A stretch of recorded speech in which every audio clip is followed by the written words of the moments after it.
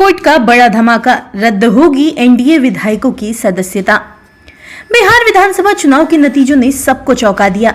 NDA को राज्य में जो बहुमत मिला उस पर किसी को भरोसा नहीं हो रहा।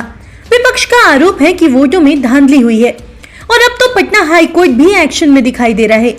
जी हां, कुछ सीटों से नवनिर्वाचित विधायकों के खिलाफ दाखिल याचिका पर कोर्ट ने उन्हें नोटिस भेज दिया है, जिसके बाद एनडीए खेमे में तूफान मचा हुआ है। दरअसल बिहार विधानसभा चुनाव के नतीजों ने कुछ ही समय बाद ही एनडीए के कुछ नवनिर्वाचित विधायकों की विधानसभा सदस्यता पर कोर्ट की तलवार लटक गई है।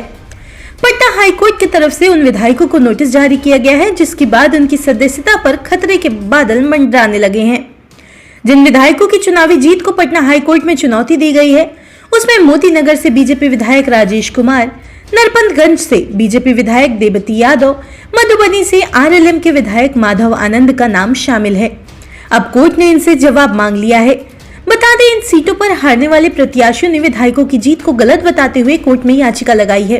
तीनों सीटों पर चुनौती देने वाले आरजेडी प्रत्याशी हैं, जिसके बाद चर्चा यह भी शुरू हो गई है कि क्या एक ही महीने में एनडीए की जीत का जश्न फीका पड़ने लगा है।